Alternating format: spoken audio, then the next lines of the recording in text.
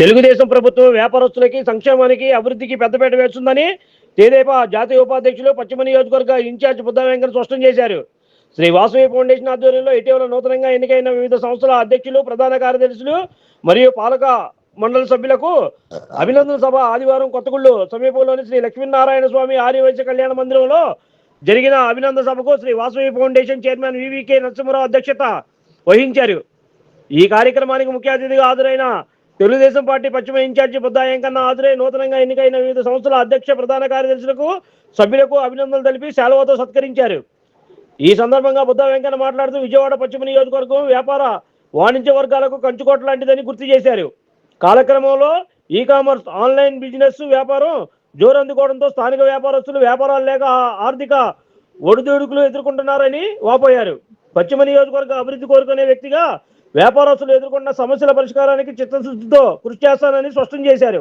వ్యాపార వర్గాలను వారిని సీఎం నారా చంద్రబాబు నాయుడు, మంత్రి నారా లోకేష్ వద్దకు తీసుకువెళ్లి 100% సమస్య పరిష్కారం దిశగా కృషి చేస్తానని తెలిపారు. కూటమి ప్రభుత్వం వ్యాపార వాణిజ్య వర్గాల అభ్యున్నతి సంక్షేమానికి కట్టుబడి ఉంటుందని వెంకన్న మరోసారి స్పష్టం చేశారు.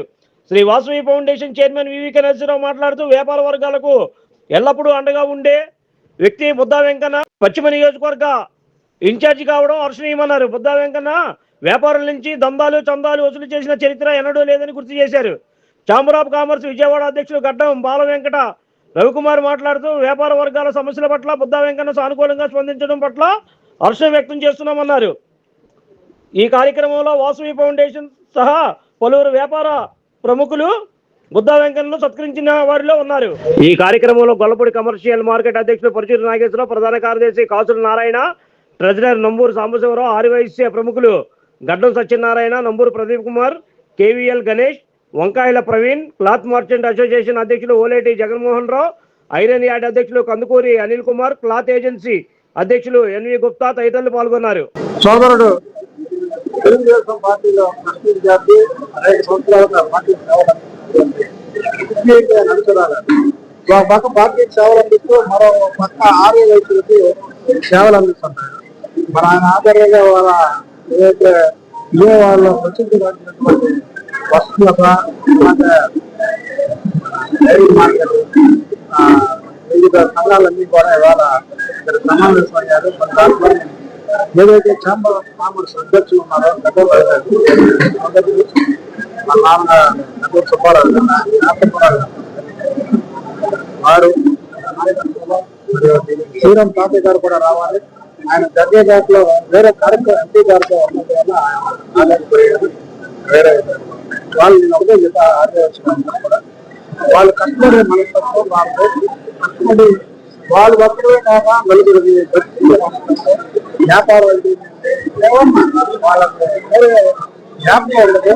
అందులో కుమ్మకాలుగా పెట్టుకున్న వాళ్ళు కూడా మా కులాలే ఉండాలి, అది మా వాళ్ళకి ఎంప్లాయ్మెంట్ ఇవ్వాలి అని అందరు కులాలు పనిచేస్తారు. వాళ్ళ భాగం చేస్తుంటే వర్ణానికి ఆన్లైన్ విధానం వచ్చిన తర్వాత కొత్త చెప్పండి లోపలికి వెళ్ళాలంటేనే మంచి తగులుకొని లోపలికి వెళ్ళాలి. వస్తువులకు వ్యాపారం వాళ్ళ వస్తువులకు వ్యాపారం లేదంటే నిజంగా బాధ కలిగింది. లోపలికి వెళ్ళాలంటే మనకి ఒక తగులుకోకుండా మనం లోపలికి వెళ్ళలేని పరిస్థితి వస్తుంది. అలాంటి వస్తువులలో ఇవాళ మీ పేదవాళ్ళు అనగానే నాకు ఆశ్చర్యం కలిగించింది.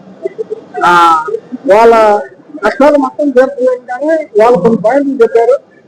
నేను ఏడు ఛాంబర్ ఆఫ్ కామర్స్ రవిగారికి చెప్పాను. ఎందుకంటే అన్ని వీటికి ఛాంబర్ ఆఫ్ కామర్స్ బదిలీ కాబట్టి తప్పకుండా ఈ సమస్యలు ముఖ్యమంత్రి గారి దృష్టికి నారా లోకేష్ బాబు గారి ఇస్తుంది. ఈ సమస్యను పరిష్కరించే విధంగా అంటే ఏదో 100% కాకుండా 100% వీళ్ళ సమస్యను పరిష్కరించే విధంగా నేను కృషి చేస్తానని తెలియదు. మన ఆర్యవైశ్య అభ్యున్నతి ఎంతో కష్టపడి అందరికీ తెలిసిన విషయాన్ని శ్రీ వాసవి ఫౌండేషన్ ద్వారా వారు ఎంతో సేవా కార్యక్రమాలు నిర్వహిస్తున్నారు. అది అందరూ మనందరికీ తెలిసిన విషయమే. కానీ ఈరోజు ఈ యొక్క మంచి కార్యక్రమం అన్ని వ్యాపార వర్గాలు, ఐరన్, స్టీల్, అలానే టెక్స్టైల్ ఇండస్ట్రీస్, మా కార్పొరేషన్ అసోసియేషన్ అందరినీ పిలిచి సమన్వయపరిచి ఒక గెట్ టుగెదర్ ఏర్పాటు చేసింది చాలా సంతోషం. వారి ఆహ్వానాన్ని మన్నించి మేమందరం కూడా ఇక్కడికి రావడం జరిగింది. మా తోటి సభ్యులు కూడా రావడం జరిగింది. నేను 2 విషయాలు ముఖ్యంగా చెప్పదలుచుకున్నాను.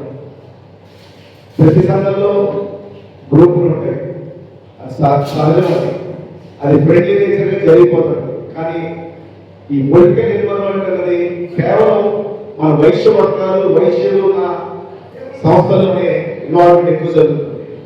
అది మరి వాళ్ళు ఎందుకు చేస్తున్నారో నాకైతే అర్థం అవ్వలేదు. కానీ గెలిచాక అందరూ మా వాళ్ళు అంటారు, గెలవకుండా అందరూ మా వాళ్ళు అంటారు, మా మాట అంటారు.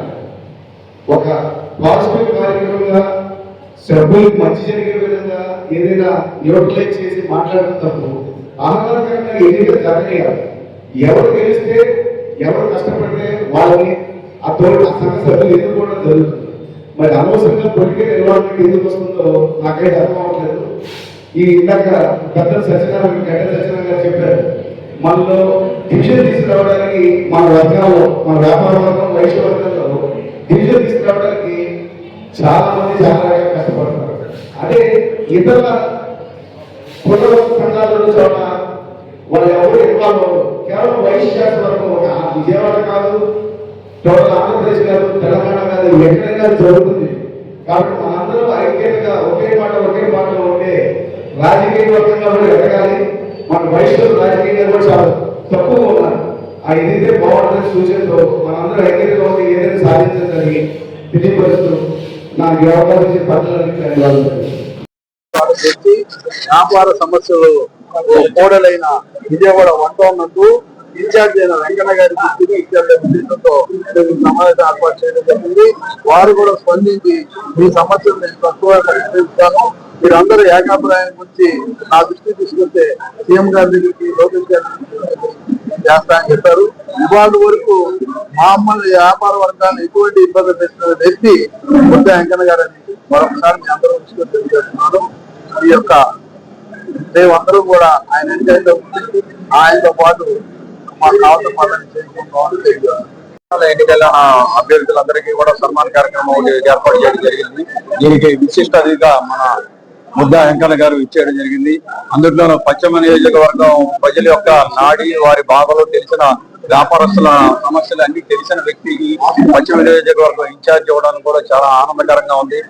ఈ సందర్భంగా వారు పశ్చిమ నియోజకవర్గంలో ఉన్న వ్యాపారస్తుల సమస్యల్ని మరియు పశ్చిమ నియోజకవర్గంలో ఉన్న ఎలాంటి ప్రాబ్లం అయినా కూడా ముఖ్యమంత్రి గారి దృష్టికి తీసుకెళ్లి మాకు న్యాయం చేయిస్తానని మాటించారు. ఈ సందర్భంగా వారికి మేము ధన్యవాదాలు తెలుపుతున్నాం. Like, subscribe and press the bell icon for new updates.